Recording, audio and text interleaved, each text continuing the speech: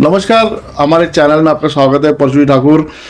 आने वाले महानगर पालिका 2026 में आपका भारतीय जनता पक्ष की ओर से दावेदारी दिखाई जा रही है। क्या कहेंगे प्रभाग 32 की किस तरह का विजन आपका रहने वाला है? नमस्कार। इसके पहले 2017 में रूपाली ठाकुर प्रभाग 32 से नगर सेविका रह चुकी है और रूपाली के माध्यम से प्रभाग की जनता तक पहुंचना, प्रभाग की जनता का समस्याओं को हल करने का बहुत अच्छा अवसर मुझे मिला। भारतीय जनता पार्टी की नगर सेविका होने के नाते हमारे पक्ष के बताए गए मार्गों पर चलते हुए जनता की सेवा करने का मुझे मौका मिला और हमने हमारे प्रभाग में कोविड काल से 2022 तक जब तक कार्यभार था और एनएमसी डिसॉल्व होने के बाद में उसके बाद में अब तक के जो 4 साल है, इन 4 साल में नगर सेवक इस पद पर ना रहते हुए भी पूरे 9 साल हम जनता के साथ निरंतर जुड़े रहे, उनकी समस्याओं को हल करते गए। कोविड काल में जब कोई पार्टी का किसी और अन्य पार्टी का कार्यकर्ता रास्ते पर जनता के लिए नहीं निकला, उस समय भारतीय जनता पार्टी का कार्यकर्ता रास्ते पर निकला। हम भारतीय जनता पार्टी के कार्यकर्ते हैं, इसका हमें गर्व है क्योंकि हम लोगों तक पहुंच सके, लोगों की समस्याओं को समझ सके। जहां खाने के लिए कोविड में बंद लॉकडाउन के समय में लोगों को मौका नहीं था, उनके पास में कोई रास्ता नहीं था, तब हम उनके पास में एक किट खाने की बनाकर, अनाज की बनाकर पार्टी के माध्यम से हम लोगों तक पहुंचे। ये एरिया कंटेनमेंट जोन हो चुका था, तब हमने यहाँ पर सैनिटाइजिंग खुद मैं कंधे पर लेकर लोगों के दरवाजे सैनिटाइज किया हूँ। जब हॉस्पिटल मिलते नहीं थे तब कई लोग मेरे साथ संपर्क में थे, जिसको हॉस्पिटल दिला सकता था उसके लिए हॉस्पिटल मिलाने का, बेड मिलाने का प्रयास हम करते थे। दुर्दैव से जहां जहां पर कोविड से निधन हो गया, उनके लिए भी वो समय इतना दुखी विकट समय था कि एम्बुलेंस और शववाही मिलती नहीं थी बॉडी ले जाने के लिए घाट पर। तो उस बॉडी को ले जाने के लिए भी शववाहिनी का की इंतजाम हम करते थे। इवन मैं मानेवाड़ा घाट पर मैं खुद कई डेड बॉडियों के साथ में गया हूँ, उनका अंतिम संस्कार में सहभागी रहा हूँ जब कोई भी निकलता नहीं था। उस समय की ये सब बातें। तो प्रभाग के अंदर में हमने स्वच्छता के अभियान को लेकर कई अभियान चलाए, जिसमें गीला और सूखा कचरे का वर्गीकरण के लिए जब महानगर पालिका ने घोषणा की तो हम एकमात्र रूपाली ठाकुर की तरफ से एकमात्र ऐसे नगर सेवक थे कि जो अपने प्रभाग के हर घर में गीला और सूखा के लिए डस्टबिन का वाटअप हमने किए। हर घर में मैंने अपने प्रभाग के हर घर में गीला और सूखा डस्टबिन का वाटअप हमने घर जा जाकर लोगों को किए। एक आह्वान लोगों को किए। वृक्षारोपण हमेशा लेते हैं। महिलाओं के विविध कार्यक्रम को 9 साल से विगत हमेशा लिया गया। सांस्कृतिक कार्यक्रम को बढ़ावा देने के लिए हमने हमेशा वो उपक्रम किए हैं। आज मेरे प्रभाग में 90% रास्तों का काम हो चुका है, 90% रोड बन चुके हैं। आप अगर जवाहर नगर की बात करेंगे तो 100% जवाहर नगर में रोड फुटपाथ बन चुका है।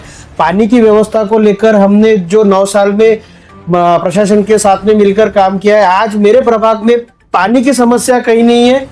एक अच्छा पीने का पानी, साफ पीने का पानी और ज्यादा समय में जितने लोगों को जरूरत है उतना पानी, और आने वाले समय में हम इसको 24 घंटा पानी कैसा मिले उसके लिए भी कार्यरत रहेंगे। आने वाले समय में आज रास्ते बन चुके हैं, कहीं गटर लाइन की जरूरत है, उस गटर लाइन को हमको बनाना है। गटर लाइन से कुएं खराब हो रहे हैं, वो कुएं खराब ना हो इसके लिए आने वाली जनरेशन को जमीन से निकला हुआ कुएं का पानी अच्छा मिल सके, इसलिए कुओं को बचाना जरूरी है। और कुओं को अगर बचाना है तो गटर लाइन की व्यवस्था करना बहुत आवश्यक है। गटर लाइन 50 साल पुरानी हो चुकी है, वो जीर्ण है। कुछ लोगों का अतिक्रमण गटर लाइन पर होता है। ये अतिक्रमण को हटाकर व्यवस्थित गटर लाइन हम बनाएंगे ताकि आने वाली जनरेशन को इसका फायदा हो सके। दूसरा, रोड पूरे तरीके से मैं बताया हूं कि हमारे कार्यकाल में बन चुके हैं। आमदार मोहन भाव निधि के साथ में हमने इधर उधर से महानगर पालिका के हमारे नेताओं से निधि लाकर मैंने जो काम किया है, जो हम दोनों ने मिलकर काम किया है, उसके बाद में आज रोड की हमको इतनी जरूरत नहीं है। कुछ जगहों पर रोड बनाना होगा, लेकिन अब सुरक्षा के माध्यम से हम ये चाहते हैं कि हमारे एरिया में सीसीटीवी कैमरे जगह जगह लगे। सीसीटीवी कैमरे के लिए मैं प्रशासन के साथ में आग्रहित रहूंगा कि अब यहाँ पर हमारे पूरे प्रभाग में सीसीटीवी कैमरे महानगर पालिका के या नगर सेवक के निधि से अगर लगा सके तो मैं जरूर उस प्रयास में रहूंगा। उसके बाद जो ये तार हमारे इलेक्ट्रिक के तार हमारे घरों के सामने से है, तो जब अगर हमारे पास में रोड बन गया है, जब हमारे पास में गटर लाइन बन गई है, तो निधि कहाँ खर्चा करनी चाहिए, तो मैं सीसीटीवी कैमरे के साथ में तार को अंडरग्राउंड करने के लिए एक स्मार्ट सिटी की तरफ पहल बढ़ेगा और मेरा प्रभाग एक सबसे अच्छा प्रभाग, नागपुर शहर का सबसे सुंदर प्रभाग बनाने की कोशिश में ये तार को अंडरग्राउंड करने के प्रयास के लिए मैं आग्रहित रहूंगा। आपका जनसंपर्क बहुत जोरदार रहा है। सब जनसंख्या जो भी जनता है उनके सामने आपको किस किस समस्याओं का सामना करना पड़ रहा है फिलहाल में? देखिए, सच तो यह है कि समस्या का सामना मुझे नहीं करना पड़ रहा है। मैं मेरे काम को महत्व देता हूं और मैं अपने काम को एंजॉय करता हूं। तो जब 2017 में रूपाली को नगर सेविका पद पर नागरिकों ने चुनकर दिया, तो उस समय से आज तक मैं अपने काम को भगवान समझकर करता हूं। यानी अगर मुझे नागरिकों की कोई भी समस्या 24 घंटे मेरे, आप मोबाइल के स्टेटस को चेक करेंगे, मेरे सोशल मीडिया को चेक करेंगे, तो मैंने बोला हो पब्लिक को कि मैं 24/7 अवेलेबल रहूंगा। जनता ने जहां आवाज दी मैं वहां खड़ा रहूंगा। मेरा एक व्हाट्सएप पर ग्रुप है, एक नहीं 2 ग्रुप है, जो कंप्लेंट ग्रुप बोलते हैं जिसको, तकरार ग्रुप है। जब नगर सेवक पद नहीं होने के बाद में 4 साल नागरिकों को जो त्रास होता है, उसमें रोज निरंतर मैं 100-200 कंप्लेंट अटेंड करता हूँ। तो युवा रहे, महिला रहे या बुजुर्ग रहे, मैं हर व्यक्ति से संपर्क में हूँ। हर तरीके से उनके सेवा में जो भी कंप्लेंट वो देते हैं, महानगर पालिका के माध्यम से मैं उस कंप्लेंट को सॉल्व करने की और जल्द से जल्द सॉल्व करने की कोशिश करता हूँ। रूपाली मैम, आपका कार्यकाल जो रहा है उस कार्यकाल में तब भी बहुत अच्छे काम हुए हैं और जनसंख्या जो जनता है उन लोगों के निरंतर आपके ऊपर में उनका आशीर्वाद बना हुआ था। तो क्या कहेंगे इस चुनावी मैदान में जो आज अलग अलग प्रतिनिधि तो करने वाले हैं, क्या कहेंगे इस चुनाव को लेकर? नमस्कार। भारतीय जनता पार्टी के जो नेते हैं, माननीय नितिन जी गडकरी साहब, माननीय देवेंद्र जी फडणवीस साहब, ये सब हमारे जो नेते हैं, उनके मार्गदर्शन से हमने प्रभाग 32 में नगर सेवक हम चुन के आए। इसके बाद हमने एक लोगों के विश्वास के साथ हमने काम किया और ईमानदारी से काम किया। तो हमारी पूरी कोशिश रही कि हम हर नागरिक तक पहुंचे और उनकी समस्या का हल करें। जो भी लोग हमको कंप्लेंट करते थे, वहां तक आखिरी इंसान तक हमने पहुंचने की कोशिश की है। और सबसे पहले प्रभाग जब चुन के आए, तो हमने सबसे पहले टैंकर मुक्त प्रभाग ने किए हैं, क्योंकि यहाँ पे बहुत टैंकर लगते थे। 100-200 ऐसी लिस्ट आती थी, पर अभी बिल्कुल 0 है। तो इसका आनंद है मुझे कि मैंने ये काम सबसे पहले किए। और फिर शिविर, ये वो तो कंटिन्यू चलता है। राशन कार्ड हमेशा बनते ही रहते हैं। 4000-5000 के ऊपर लोगों के राशन कार्ड हमने बनाए हैं। और अभी इलेक्शन है आगे, तो नए तो आएंगे ही, पर सब सोच के ही पार्टी टिकट देंगी। तो ये विश्वास के साथ भारतीय जनता पार्टी अच्छे मतों से चुन के आएंगे और हर प्रभाग में बीजेपी ही आएंगी, ये विश्वास है। क्या लगता है परशु जी आपको कि आप इस चुनावी मैदान में किन किन मुद्दों को लेकर जनता के सामने जा रहे हैं?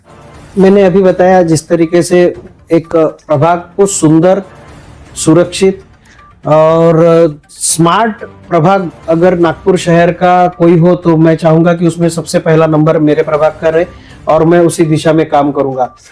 प्रभाग में जो महाराष्ट्र शासन के द्वारा प्रतिबंधित जो चीजें हैं, मैं आने वाले समय में उस प्रतिबंधित चीजों को अपने प्रभाग में भी प्रतिबंधित करने के लिए प्रयासरत रहूंगा।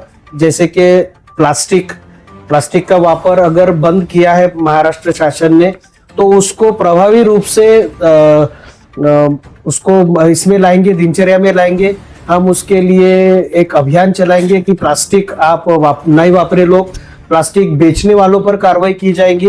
प्लास्टिक पहले तो हम नागरिकों से अपील करेंगे कि वो प्लास्टिक को ना वापरे, थैलियों को घर से लेकर जाए और कागदी थैलियों में, कपड़े की थैलियों में करें।